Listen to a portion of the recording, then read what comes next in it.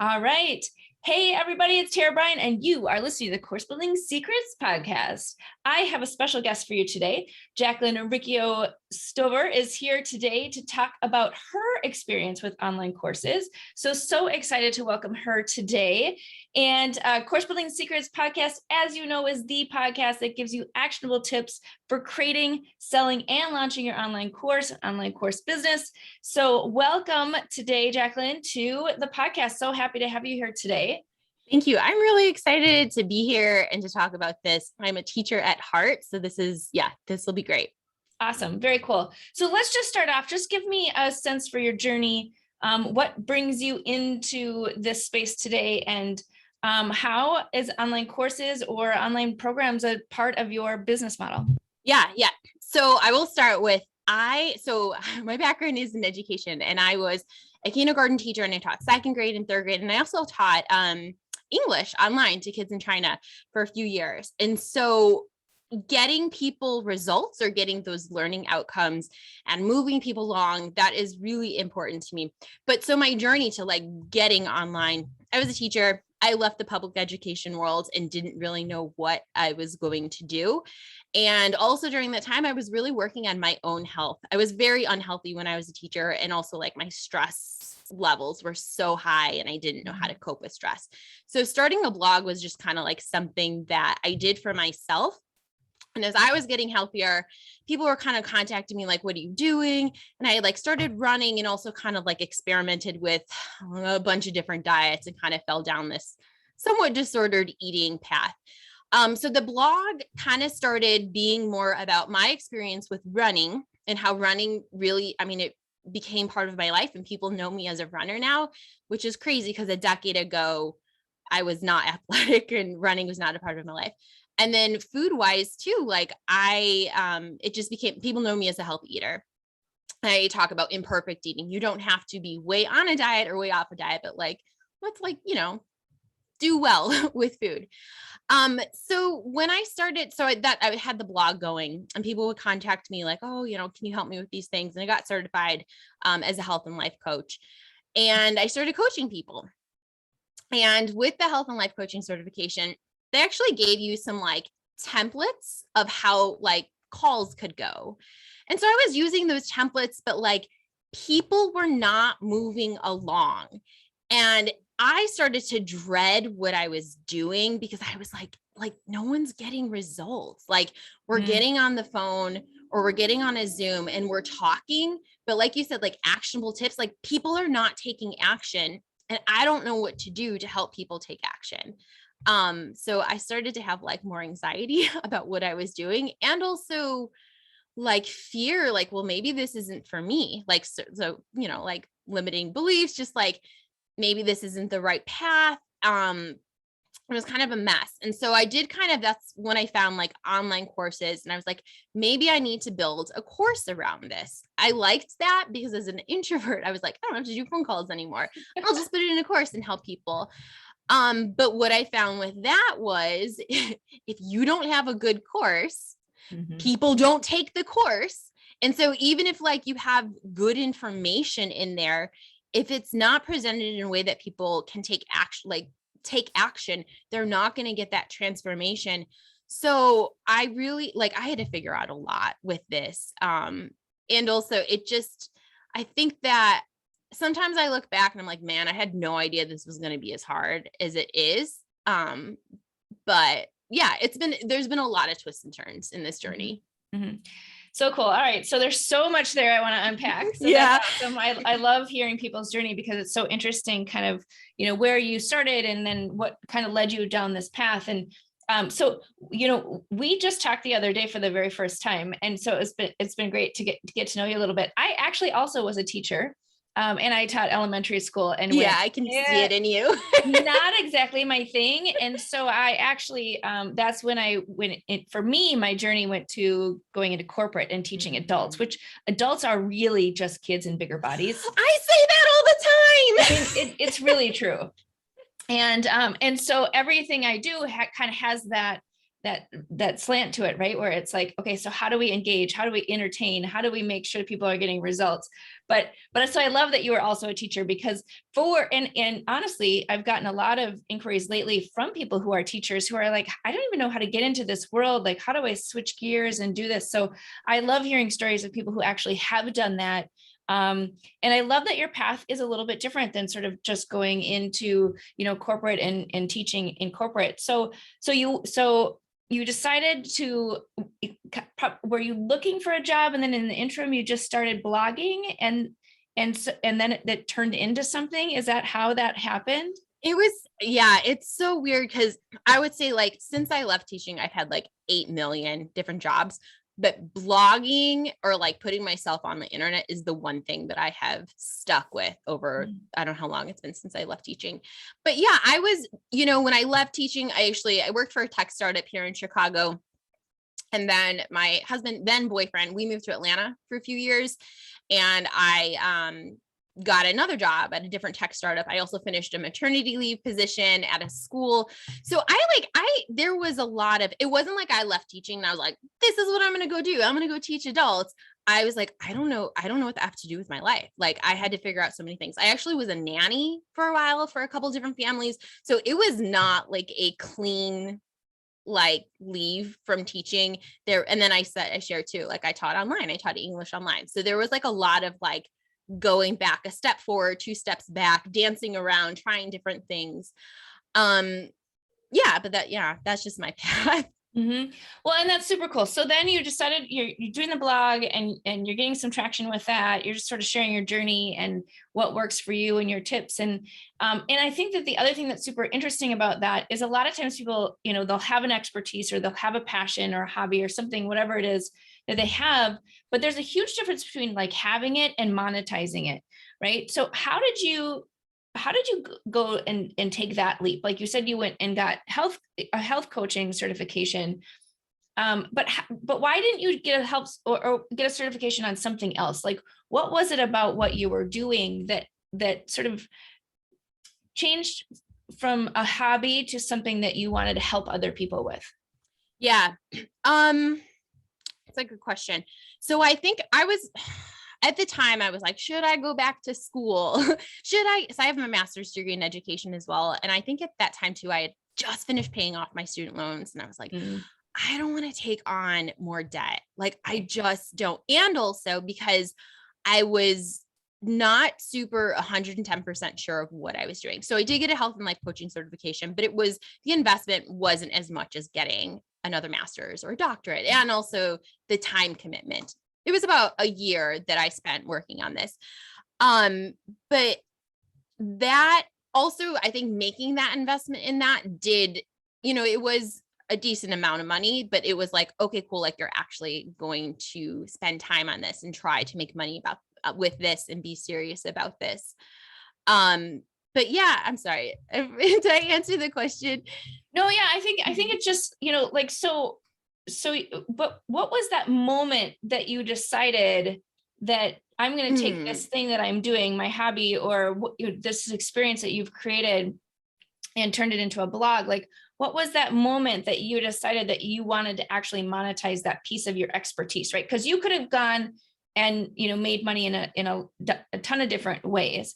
And so I love that you're focused on, self-care and running and this niche, but like, how did you decide that was something you wanted to monetize? Yeah.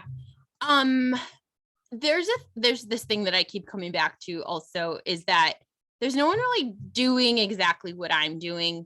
You will see a lot of health and fitness out there that I think can turn people into really disordered eaters and not having a really great relationship with their body. And it kind of like implodes, and it's not great.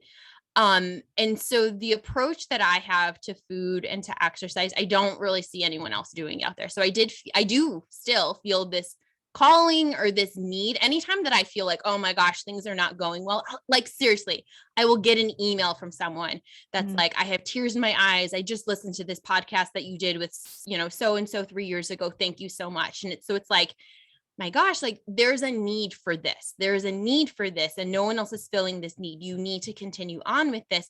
And if you're going to continue on with this, you need to be making money with this, right? If you're making $0, then you're not going to be able to continue on with this. Also, like, sometimes I look out there and I'm like, this is something that I'm good at. And I don't know that there's a lot out there that I am good at. When I think about working with adults and kids, like I do agree that adults, I say that all the time, like they're just little 5-year-olds inside and they have the same things. But I really enjoy working with adults, and I never thought I would. Actually, when I was a teacher, parent teacher night was the worst thing in the world because I was so nervous to talk with parents and have to put a presentation on in front of parents. But now, like working with adults, I love it. I love the conversations that we're having. And anytime, when I'm like, oh, maybe I should get a job. Maybe I'm like, no, like I really enjoy this. I'm passionate about this. This is something I'm good at and something that's needed. Yeah, no, I love that. And I love the fact that you're able to take something that you're passionate about that is more along the lines of something that most people think is just something that they do outside of work, and monetize that and make that into your thing and really help people live a more fulfilled life is awesome. And I love it from a course perspective too, because there is a framework for it, right? You do take somebody through a sort of a method to get from point A to point B. And it doesn't have to be, a business skill. It doesn't have to be something that's like that tangible, super hard, you hit this button and this happens, right? Like it can be something that it's a little bit different. So I love that. So what do you think your biggest obstacle was in creating, kind of going from, maybe one-on-one coaching or group coaching to creating an online course? Like, what was the biggest obstacle you had when you were working through that? So it was really important to me that if I sell something, that I actually believe in it, and I will believe in it if it's getting people results. And when I would look at, so I created some online courses. I was like, man, people watch like 2 videos and then they stop, and like, right. Like you can see their progression. And so it's like, what else can I do to ensure that people are doing this? Yes, people who purchase this are, they're adults, and you cannot force someone to do something. Can't learn someone. Right. Yeah. You can't. But like, if someone makes an investment, like I want them to be able to get, the best possible results. So I learned that just putting a bunch of videos onto, a platform and saying, okay, here, you bought this, go watch it. And it doesn't really work like that, because the other thing too, right? Like adults are just little kids. They don't want to do their homework. They don't want to show up. They don't want to have to go to class. Like I feel that way about some things too. Right. So those were definitely obstacles. And I found that, I started looking at the courses that I had taken. What do I like about those courses that actually helped me complete those courses? And let me look at what are the courses that I've taken that I stopped taking them because I was like, this is boring. Like what was it about those courses? So doing that really helped me. Let me make this the best that I can so that people show up, like attendance. I talk about that in, in just like public school education world. If kids don't show up to school, if their attendance rate is poor, they don't even have access to the information that's being presented at school. So like, you got to get people to even show up and then move through the information. Mm-hmm. All right. So give us an actionable like tip or piece of advice of like, what's an example of something that you did to get them to show up? Yeah. So a couple things. One, the videos in my course are short. They're like less than 10 minutes. I found that my attention span watching like a 45, 60-minute video, like I just didn't want to watch it. There were times that like I personally would break up the video that I was watching so that it was short and, okay, fine, I'll watch 15 minutes of this and then I'll come back to it. But so I made mine, all of them are 10 minutes or shorter. Also, in the first couple of videos that people watch, so when someone buys it, they don't get access to the whole course, like the actual content. There's like a couple of videos, just like, here's how to be a good online student. Mm-hmm. And I'm like upfront with them, like, hey, like the completion rate of online courses is like less than 3% or something ridiculous like that. Even for courses where people spend like, oh, you know, over $10,000 for something, it's very low. So I'm upfront with them. I want you to get the most out of your investment. I think I have a video that's like, don't make this a waste of your time and money. And I tell them that, and I'm like, here's how to be a good online student. Set a time that you're actually going to watch these videos. I suggest, because I do health and life coaching and I'm setting people up for success for their day, I suggest them try to make this a part of your morning routine, that you're just going to watch this video. Also, comment on the video. So that's like a 2-for piece. One, that lets me know that they're engaging in it. It's social proof that people are taking the course, that right, having the comments on the video, but also for them, like I want them to, I think the question I had on there was like, what is something you learned, or what is something you're going to do based on this video? Because I work with a lot of women who sometimes they know more about nutrition and they know more about limiting beliefs, and they've read all of the self-help books. They know a lot about this stuff, but they don't take action based on it. So I want them to write, like, what are you going to do based on this video? Like, how did this video actually help you? Or is this just more information that's going to be stored somewhere in your brain and not actually utilized? Yeah. I mean, that taking action piece is so important, because you can learn something, but until you actually apply it, it's not actually going to do anything. So asking them to do that is key. So that's great. So with that, like what's some feedback that you've gotten from your customers in terms of how something that you presented, maybe you were surprised, or maybe it was something that you intentionally did that helped move the needle for them, right? Like, was it a specific video? Was it a call to action? Like, what's the one thing that you can think of in your course that moves people the most in terms of how you have it structured, or what you have in it, or whatever? Yeah. So one of the early videos too, I said that saying, what is it? If nothing changes, then nothing changes. Right. So I said that in one of my videos, and I remember this one client, she refers back to that a lot. And she said, like, you know, she's like, in her day, and you get to that moment. We talk a lot about like in the moment, like you're in the moment decisions. It's not like, hey, let's make this big plan, and then you don't actually take action on the plan day to day. So she said that saying helped her, like in the moment, like, oh, if I don't change my actions right now, I am going to be right where I was at the beginning of this coaching program, this course and coaching program. Right. And so it's a really simple thing, but it just goes back to like, you have to take action based on this. You know, I read, it was a book by Donald Miller, and he was talking about his framework, and he's like, in his marketing plan, he's like, we have found that the most successful people are the ones that actually implement this. Right. And it's so silly, but it's like, even just like, you know, imperfectly implementing something is still implementing it.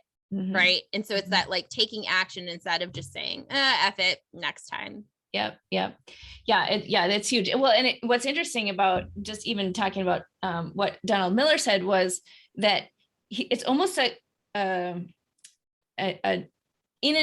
unintentional call to action, right? Like most people, right? You're like, I'm going to be one of those people, right? Like I'm going to do it because I'm going to prove them wrong, or whatever, you know, whatever the thing is sometimes it's just all about how you call it out. So yeah, very cool. Okay. So talk to me quick about the structure that you have. So are you doing coaching and have a course, or is it an autopilot course and the next step is for them to take coaching? How do you structure the program? Yeah. So right now in my business, it is a course that it's daily. So they watch like a short video, and because I'm a teacher, I also have a workbook for them to take notes and do things. So when they buy, it like drips to them. week by week. But then we also do weekly coaching calls that are short, just to make sure that you're taking action. Like I said, like I've had people in the past, like, you don't, like, you're not even watching this. I also think too, like, in particular to what I'm doing, health and life coaching, we're unraveling decades of women's relationship with food and exercise in their body. And so it is helpful to have someone who's been through that to talk about that stuff. But again, the focus is on taking action. Like, I'm not a therapist. I can't go way into your childhood. That's not my expertise, but we're focusing on, like, what can you do now to take action to keep moving forward? So you're not in the same place a year from now. You're not in the same place as when you made this investment in yourself. Very cool. What's the most fulfilling part about doing this work? I mean, it's hearing that someone has gotten the results that they wanted, and the results that, when I work with clients, it's really just like being able to trust themselves around food and being able to feel good in their head and in their body. And when I can help someone achieve that, right? And it's them, like, I think that that's something else that I've learned along this journey. We kind of talked about how, like, you can't force someone to learn this. Like, I'm just their guide on their hero's journey. They are the hero of the story. They are the one that has to take action, but it is really fulfilling to be that guide for them. And I think too, like, for me, like, spiritually, like, it gives my existence on this planet meaning. Like, okay, that was a role that I was here to fulfill, is like being someone else's guide. It gives meaning. From Donald Miller, I read Viktor Frankl's, I can't think of the name of the book, but it gives meaning to my suffering. It gives meaning to all of the crap that I've gone through, because it's like, well, great. Like, you were able to help someone else through those things. I also think too, as a teacher, when I left the public education world, there was a lot of shame that I had invested all of this time in money in my bachelor's and master's degree. And there was a lot of shame of, like, family members are so great when they have things to say when you make a change in your life, but there was just like, what are you going to do? Like, how, like, do you think that's a good decision? It's like, yeah, this was a good decision. Like, I am making a positive change in the world. I'm a teacher. I just was not meant to be in a classroom for 10 hours a day. That's just, so it gives meaning to that suffering. And it's like, I think that I am, like, what I do, I am good at it because of my experience being a kindergarten teacher or teaching online. So it gives, purpose for that as well. Yeah, that's very, very cool. Yeah, that's a whole nother rabbit hole we could go down, is like, when you switch into something else that's still related to your traditional education, all the things that go along with that. But I think again, it's so freeing to know that, you could go down one path and think that that's the path, right?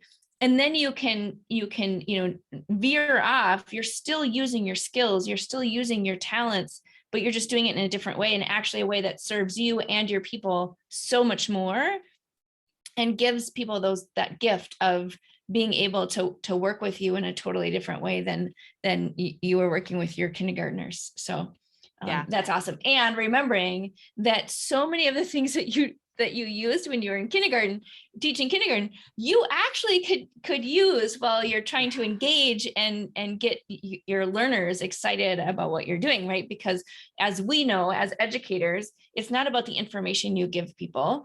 It's about the tips and actionable items that you can give them so they can actually use it and implement it, right? It's not about what we learn and how it goes in our head and what we do with it later. It's how we take action and apply it.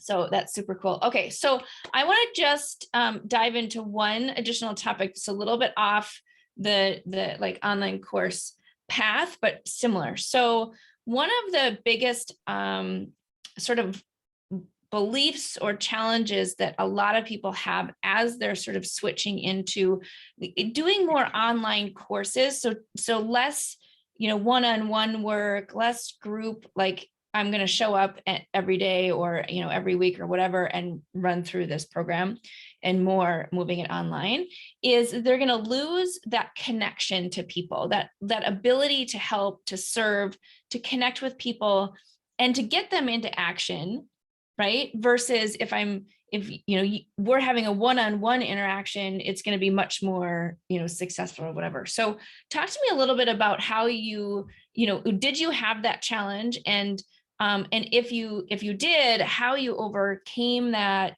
in terms of you're still helping people, you're just helping them in a different way, and a little bit about that journey. Do you have any of that kind of when you transitioned from maybe the one-on-one coaching to more online? Yeah, well, I think that my journey might be a little bit different in that I didn't have a business offline that I brought online. This is all been online, right? Like this started with the blog. So it's a little bit different. And actually, right before the pandemic, I was making plans to like have things in person, and then poof, that went out the window. But I think one of the most amazing things about working online is you can work with anyone, everywhere. I will have people, it's so funny when you look at like the stats on your website and you see like where people, like what countries they're in that are finding you. It is amazing. Like it is just such a cool experience. And so, I mean, I've had clients that live in, Europe, that live in, like when someone finds me, oh my gosh, the first time that someone contacted me that, actually had listened to my podcast. So the podcast is about running, but the coaching I do is sometimes about food, exercise as well. But someone found me who was living in Australia, and I was just like, you're listening to my podcast? Like it just blew my mind. Or also like when I have women who maybe are like 2 decades older than me and find me, I'm like, this is so cool that you like think of me as a leader, that you think of me as someone who can help you. I think that I've made so many more connections online than is even possible in like, where I'm at. I think that most of I talk to like internet friends a lot, and also too, even just teaching online. Like I taught kids in China, and it was just such a cool experience. Like sometimes they'd be in their car and they'd hold up their iPad and I could see them like in China, just driving through and like being able to see. So, yeah, I think there definitely is that piece that maybe it's not the exact same connection that you have in person, but like all of my learning has been online. And I think especially through this pandemic, it's just opened that up. And I will say too, my husband and we went on our honeymoon to Thailand 3 years ago. And I was like in Thailand working. And I was like, this is so cool. Like, this is so cool that this is possible. We do want to move abroad and travel more. My dog's sitting right here. She's 14 and a half. So when the time comes, like, I just like working online makes so many things possible. And also I think that the people I work with are getting results that they won't get in person. The additional, sorry, is a lot, but like, no, it's good. It's a lot to have to drive to a gym or drive to whatever, to go drive to a place. Just opening up a Zoom session or opening up a class, it removes so many barriers, right? Like there's so many courses that I've taken online that I got a great experience that I wouldn't drive to a university and go through an enrollment process and all these things. Yeah. Yeah, no, I love that. And I think because it's a true, it's a real thing that people think, well, it's going to be this loss if I move online or I'm not in, sitting in front of people or whatever. And it's not really the case, because you connect, to your point, you connect with not only people, maybe local, but people all over the world. And you have such a, a great experience. I always tell people, you actually build your course for the person who's sitting in front of you, right? Like pretend they're sitting in front of you and you're teaching them, getting them results, but being able to do that, globally with, lots of different people. I agree is such an awesome experience, and that you can actually do it anywhere and you don't have to be in a particular location is definitely absolutely the game changer. And the time zone thing too. Like I've had people who work, like they're 13 hours ahead, and like it being online, it opens up, like you can work with anyone, anywhere, and not have to be there in the moment for them. Like you're still accessible. Yeah. One of my favorite stories, just as a sidebar, is I had somebody come up to me at a conference once, and they're like, oh my gosh, the thing that you taught me today, like changed my whole world.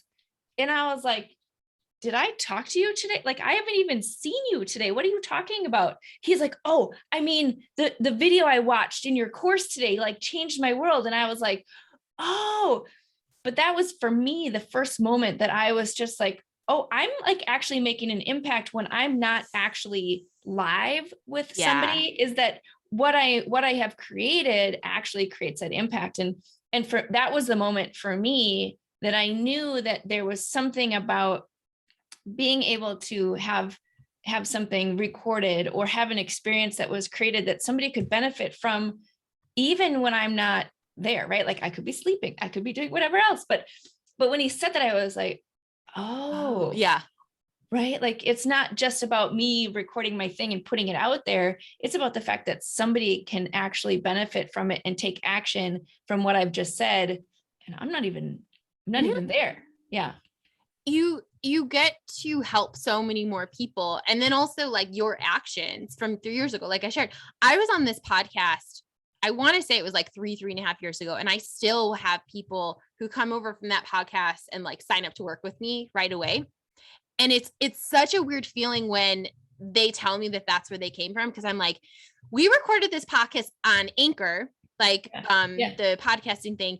Yeah. And, it was just a phone call. And I want to say that it cut out at the beginning, but it's like people were able to hear my story 3.5 years ago and come to me. And it's just really cool because sometimes you do feel like putting stuff out on the internet. Why am I doing this? Oh, look, this Instagram post had 12 likes. Wonderful. But to hear that your work is still meaningful to someone, it's amazing. Yeah. Very cool. Okay. So, so two main questions. The first one is, if you have like, what's your best advice for someone who's creating, selling, or launching their online course business? Like, what's your biggest piece of advice for them if they're getting started, or maybe they're in it and they're trying to figure out how to make it better? Let's see. I guess, okay, two things. One, if you're in it and trying to make it better, I think it's a really good idea to actually take your course and see what it's like. And you're like, oh, wow, like this is like a 90-minute video and I'm bored watching this. Then maybe there's a course that I took that had so much information. I was like, why is all of this here? Like, have they looked at this in a while? Because it's like, it wasn't helping me take action. It was like, right. So that's one thing. The other thing too, though, like if you're just starting, there's a tool that I give clients, and that is to think about the big picture. Like, what is that big picture? And like, write that down. I'm big on writing, like get stuff out of your head and get it onto paper. I think we talked about this. Use paper, write stuff on paper, but like write down what is the big thing? Like, why are you doing this? Who are you trying to help? And then write like the small action steps, right? They need to be really small action steps. You might even need to break those down into small action steps.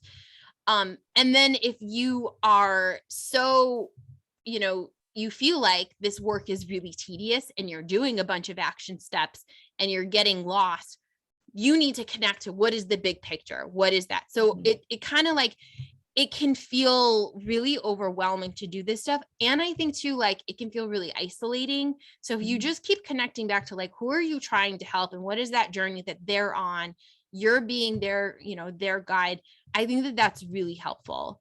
It's a lot. Like it is a lot to do all of this. I'm really glad that I did it. I had no idea what I was getting myself into when I started.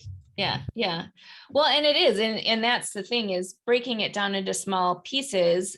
That's just how you teach it too, right? Like you remember what's the big picture, how do you break it down into the small steps or small pieces, and then just focus on how to take action within those pieces versus like all the things. Like so do it for yourself, get it all out of your head, get it organized, but then also remember when you're teaching it, that it's the same thing. Like your people are going through that same journey of trying to learn something, and they don't need all of the things, right? They don't need all the information that like you want to give them. So that's awesome advice, is to always remember why you're doing it, and then break it down into the smaller pieces. Yeah. Can I add something on it? I was listening to, I think it was Planet Money. It was a podcast, and they were talking about the economy and different things. They were talking about people being information averse. And I was like, that's me. I'm an information. Just give me the next bit of information, because if you give me too much information, I get overwhelmed and I shut down. But like, if I just the next piece, and there might be a lot of details that you don't actually have to share with me. I just need the next piece. Well, and I think to your point too, is that they're the hero, you're the guide. And when you think about what they need, it's different than what you want to tell them. Right? Like, yes. Like I want to talk about all the things I'm excited and passionate about, but that person just needs that thing to move forward. And as a guide, that's your job. To filter through. Is to filter through all of this stuff, and like go find somebody who wants to geek out with you on the topic, who's already at the same level that you are, but like don't do that to your people. That goes back to like your customer is a kindergartner. Your customer is not a college student. They're a kindergartner when it comes to whatever they're learning from you.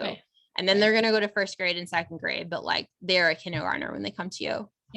It's funny, because my next question is as a busy mom, business owner, I always am looking for tips and tricks for how to maximize my energy, my time, my routines, my habits, all those different things.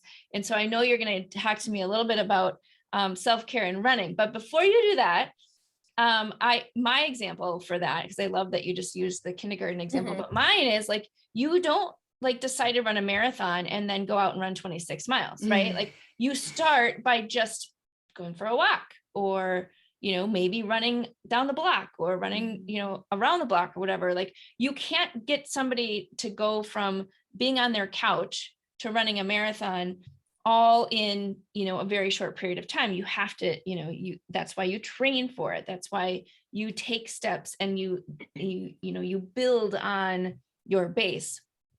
So that's the analogy that I usually use, is like, because most of the time people are like, what? I would never run 26 miles. Sure you would. If you every day were taking actions to do that, 26.2 miles is not out of the realm of reality if you're taking action to get there over time, right? So anyway, all right. So that was my sidebar, because you used that analogy. I'm giving another one, but same thing, right? Take the baby steps, give them the baby steps that they need to move forward to get to their ultimate goal, which whatever that is that you have in your course. Okay. So routines, habits, other things that you can give our listeners that help, just like, how do you maximize performance? How do you maximize like your ability to do things when you've got a million other things going on? Yeah.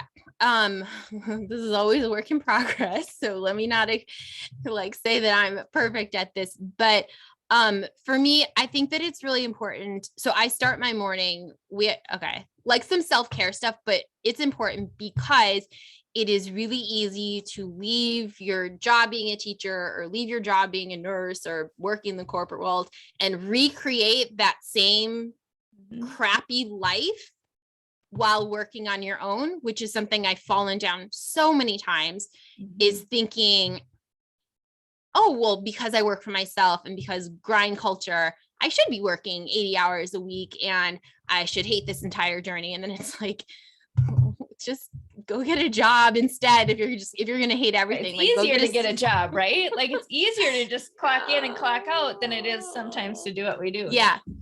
But, excuse me.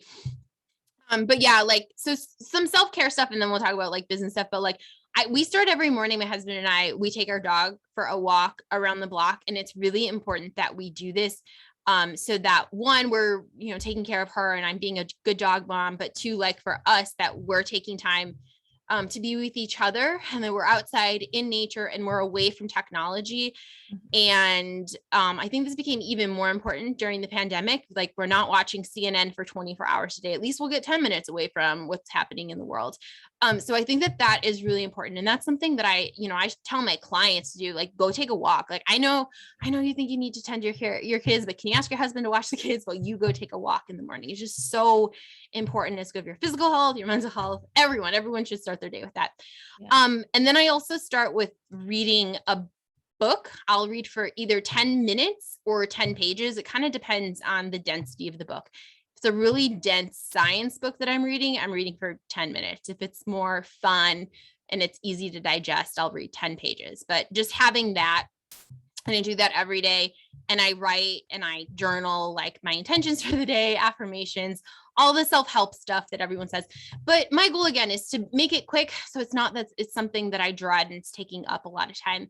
I also think too, what's been really helpful for me is being intentional about, this is what I'm doing during my work hours when I'm working on my business, not in the business, right? Like, is that right? In the business is like, if you're like working with people on building it, being intentional, like, I'm doing that. I'm not checking social media right now. I'm not checking my email right now. I'm not scrolling on my phone. Go put the phone away so it's not a trigger to like turn to it.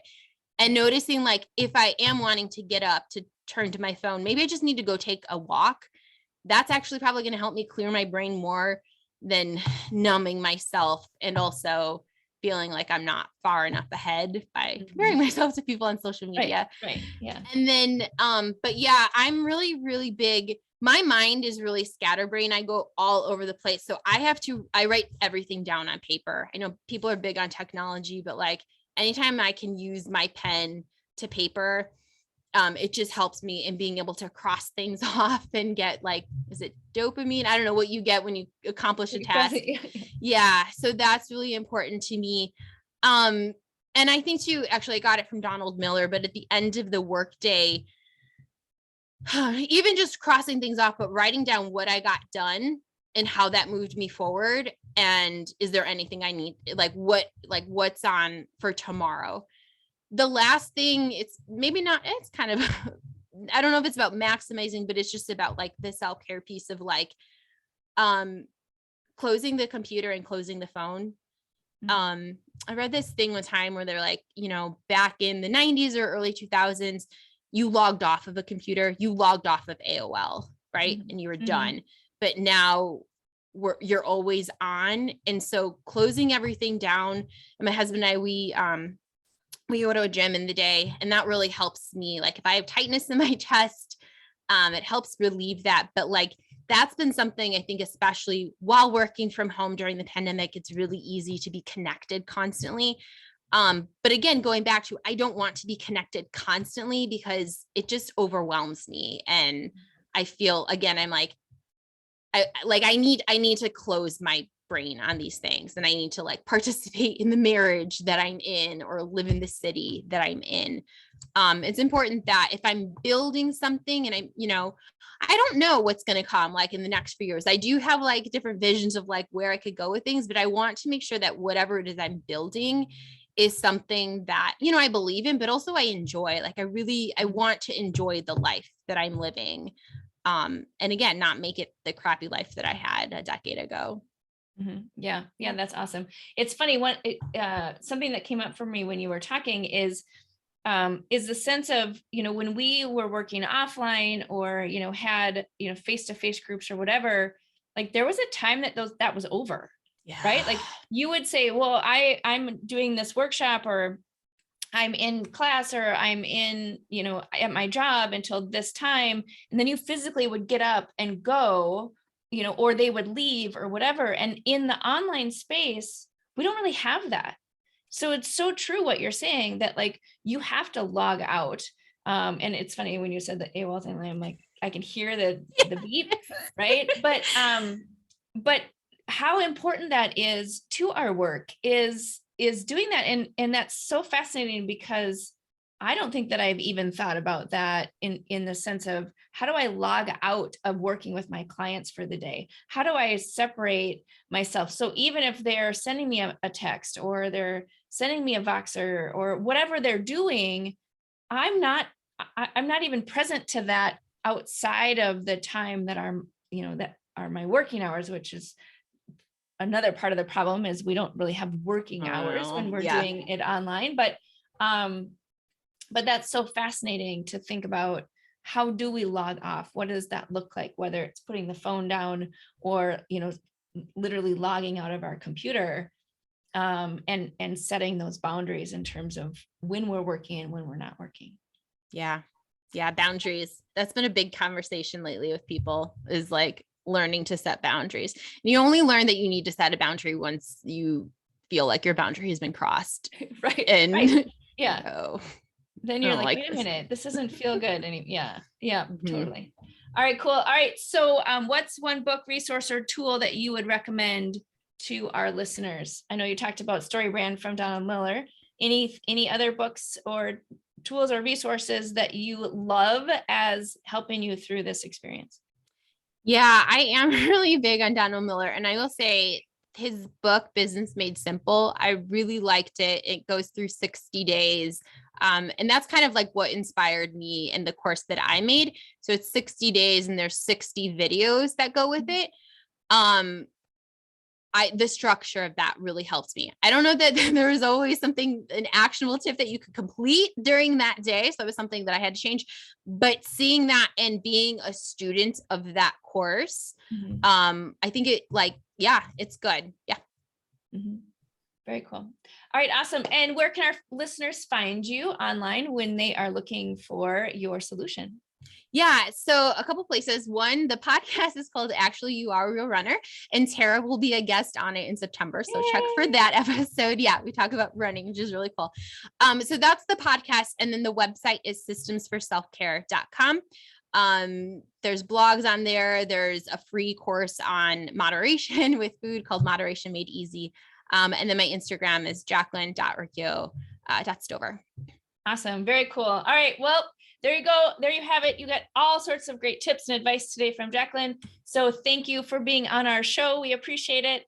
Go and look in the show notes for all of her details so you can get a hold of her. And until next time, have a great day.